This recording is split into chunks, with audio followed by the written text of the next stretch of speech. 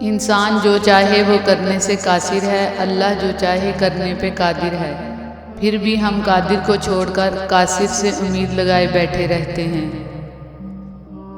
وضو سے شکل، قرآن سے عقل اور نماز سے نسل پاک ہوتی ہے۔ دلوں میں رہنا سیکھیے، غرور میں تو سب ہی رہتے ہیں۔ رشتے اور تعلق نبھانا ایک فن ہے جس کے لیے دولت کی نہیں، محض احساس کی ضرورت ہوتی ہے۔ انسان کو انسان سے گر پیار نہیں، انسان وہ کہلانے کا حقدار نہیں۔ ہمیں ہمیشہ یہاں نہیں رہنا ہے، واپس اللہ کے پاس جانا ہے۔ اچھے بن کر جاؤ۔ لوگ کہتے ہیں پیسہ رکھو برے وقت میں کام آئے گا، ہم کہتے ہیں اللہ پر یقین رکھیں، برا وقت ہی نہیں آئے گا انشاءاللہ۔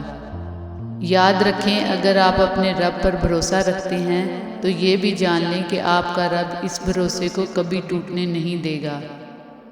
دنیا ایک دریا ہے جس کے مسافر لوگ ہیں، جس کا کنارہ آخرت ہے اور جس کی کشتی تقویٰ ہے۔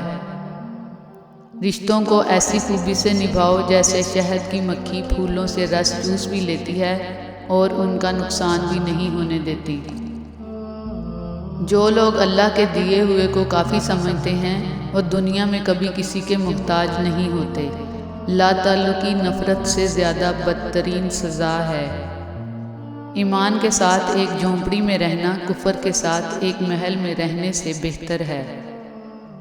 یقیناً ہدایت انہی کو ملتی ہے جو ہدایت چاہتے ہیں۔ اپنی زندگی کی تصویر میں آپ نے خود رنگ بھرنے ہیں، اپنا برش دوسروں کے ہاتھوں میں مت دیں۔ جب رب کریم ساتھ ہے تو پھر مایوسی کس بات کی۔ غرور اور ناشکری اللہ جل شانہ سے دور کرتے ہیں، جبکہ عاجزی اور شکر گزاری اللہ جل شانہ کا قرب نصیب کرتے ہیں۔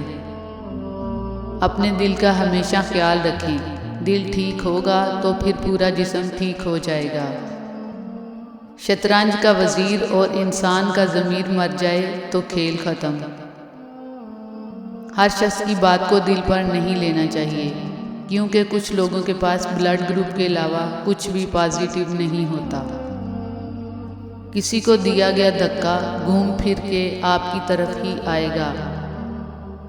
ہر وقت دستیاب رہنا بھی آپ کی قدر گھٹا دیتا ہے۔ مخلص لوگ پسند نہیں آتے ہر کسی کو۔ لوگوں کو پرکھنا سیکھیں اور اسی طرح پیش آئیں جس طرح وہ پیش آتے ہیں۔ دل کا راستہ اخلاق کی سیڑھی سے جاتا ہے۔ خاندانی لوگوں کو تکلیف میں دیا ہوا پانی بھی یاد رہتا ہے اور بدخصلت لوگوں کو دیا ہوا خون بھی بھول جاتا ہے۔